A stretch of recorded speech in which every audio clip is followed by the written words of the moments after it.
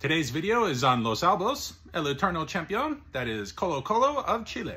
I was able to grab their third kit from 2015 in this bright orange at request from a couple fans who wanted a Chilean club, so I thought I'd start with Colo-Colo as they are one of the most successful clubs in the entire country. I really like this kit. It's got a lot of stretch to it, and I think it's the first kit I have from Under Armour, as you can see here.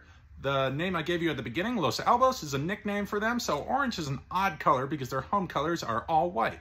The club was founded back in 1925, and as usual, by a lot of South American clubs, was founded as an offshoot of players coming from a different club, mainly led by David Arellano, who was their main founder and the man who gave them the name of their club.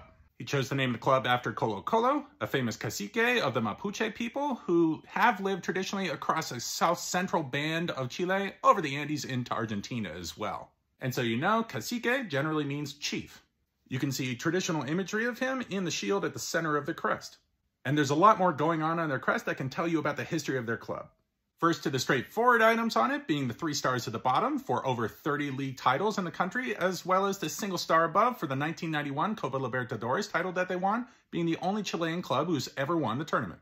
The more impactful item on the badge is the black bar that you'll see going across the top. It represents eternal mourning for their founder, David Arellano, who actually died during a match in 1927 when the club was on tour in Europe. Here's more key items from their history.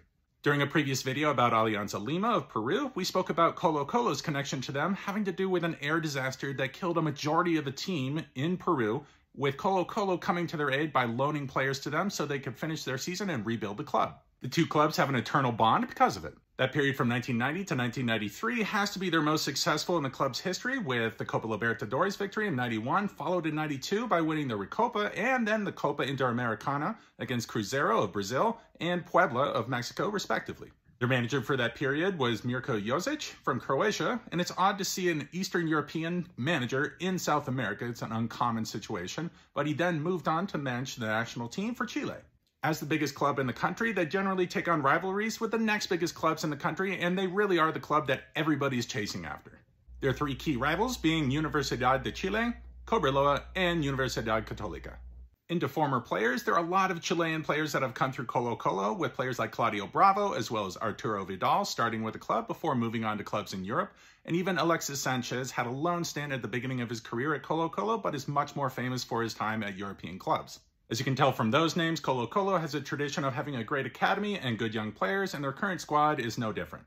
The cream of the crop at the moment, in my opinion, is Vicente Pizarro, who is a young Chilean midfielder, and at 19, he has a very high ceiling and probably is going to be a key piece for the Chilean national team. An academy product who's just returned to the club professionally is Christian Zavala, who plays as a forward. One of their most impactful signings has to be Juan Martín Lucero, who's just joined the club this year, and as an Argentinian forward is a very aggressive goal scorer. That's your video on this brilliant orange jersey, Colo-Colo from Chile.